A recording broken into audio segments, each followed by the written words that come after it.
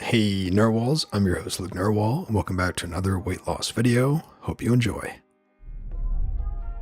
I've lost 50 pounds in 10 months. Here's my story and how I set myself up for success. Almost a year ago, I woke up one day and decided I didn't want to be fat and miserable anymore. I was a 27-year-old, 5'2" woman, and at the time I weighed 200 pounds.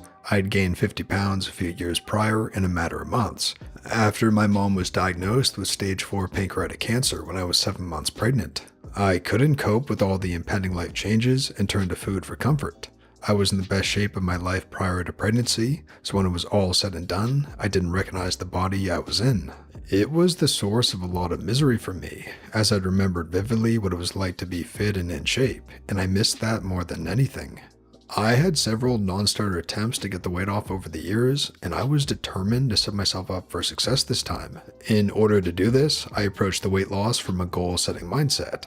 That's all it is, after all. All I had to do was take my one big goal, lose 75 pounds, and break it up into smaller goals. I used a goal-setting technique I learned in business school called SMART goals.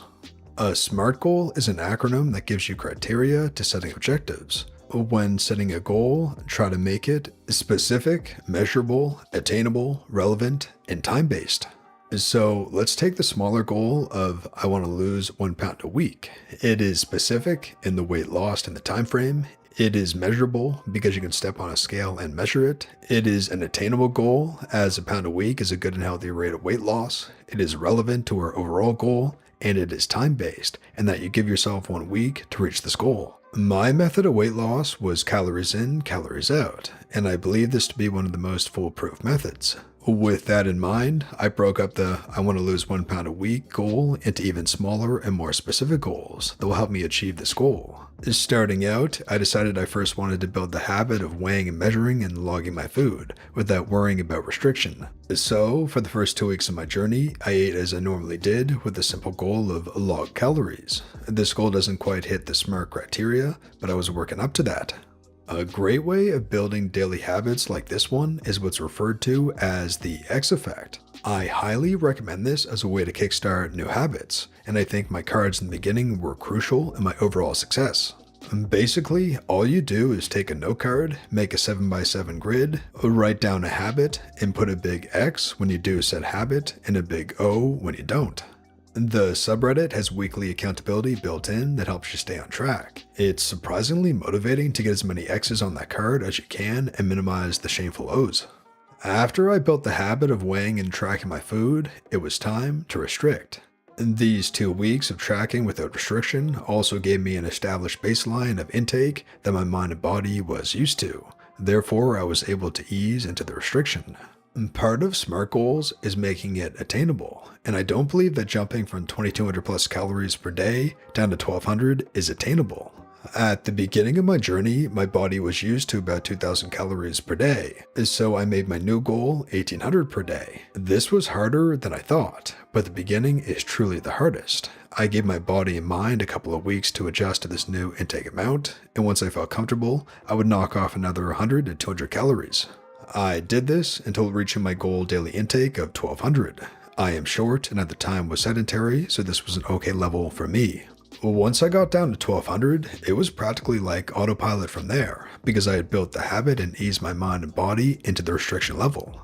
I did have some bumps in the road, of course. Over the last 10 months, I had 2 surgeries, and during recovery from those, I had to take regular pain meds that required me to eat closer to maintenance, so I gave myself a couple of weeks off to recover from the surgeries. I still logged my food to keep that habit, but logged at maintenance. Around the midpoint of my journey, 5 months in, I also had some old ED issues crop up where I was aligned to my food diary and my doctor about my intake, but that was quickly addressed with my physician and counselor, and at that point, I'd bumped my intake up to 1300 for sustainability. On top of restricting calories, I also walked for physical activity.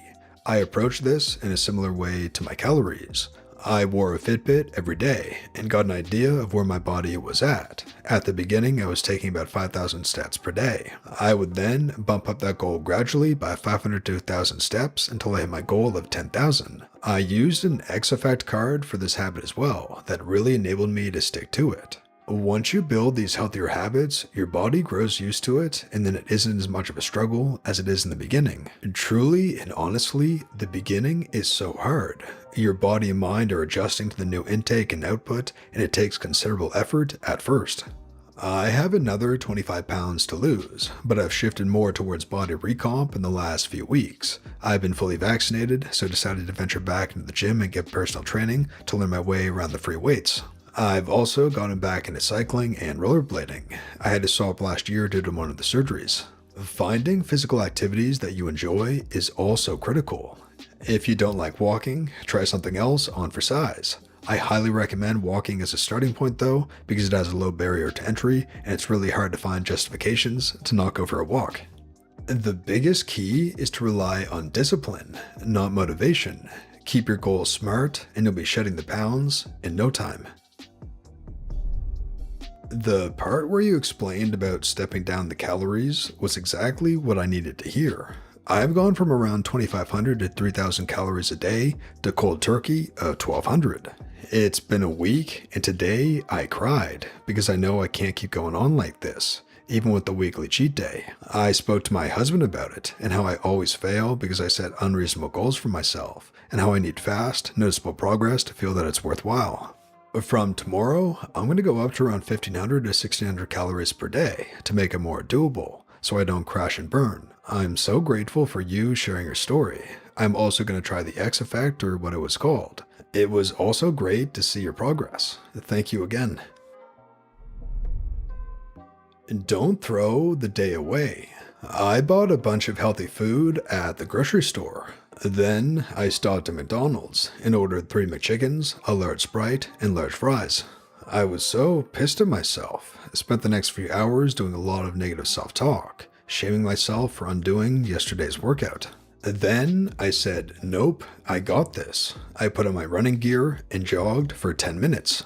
No, that doesn't change the fact that I stopped at McDonald's or that I went over my calories for the day, but it did allow me to show myself some grace, remember that I'm in control, and build positive momentum for tomorrow. Don't let a bad decision turn into a bad day. Keep pushing. We got this. I drive past Wendy's every single weekday on my way home from work, and every time I think I could get a Frosty, or I could get a spicy chicken sandwich. And usually I don't, but I haven't had spicy chicken nuggets in almost 3 months, and I was craving them like crazy last night. So I had some spicy chicken nuggets and fries and went over my calorie limit. But I also exercised, cut up some veggies for myself, and did a load of laundry, applied to a job, and did the dishes. So it's okay. And today I'll stay within my limit. I love how you were focusing on all the positive things you did for yourself and your life, including laundry and job applications. I think that way my day as a whole and all the things I accomplished helps me get more forward momentum, because those wins feeds into the virtuous cycle of accomplishment, reward, motivation. Everything we do in a day and how we feel about it influences all the other things. That's why we might get stressed out from work and then stress eat, or exercise and then get through our adulting checklist. Good work. Brilliant post. I've done this when I've splurged on too much food because of my binging habits in the past. I get into this mindset that since I paid for it, I need to finish it. But the last time I did this, I went and bought an upsized meal and nuggets after already having had my dinner. The regret hit me after I paid for the meal. So then I ate 2 nuggets, cut half my burger, and left the fries for the next day. It took me a while to break through that mindset that just because I paid for something, I've got to eat it all right there and then. But you're right. Small bad decisions shouldn't turn into bad days. Just thought I'd share in case you experience any future posts by regret before you've actually eaten the food like I did. And that brings us to the end of the video, Narwhals. I really hope you enjoyed. If you did, please tap subscribe to join our awesome community, the Narwhals, and for more weight loss stories that help you stay on track. And here's our featured Narwhal of the day. 15 months progression, 23 male, starting weight 310 pounds, current weight 200.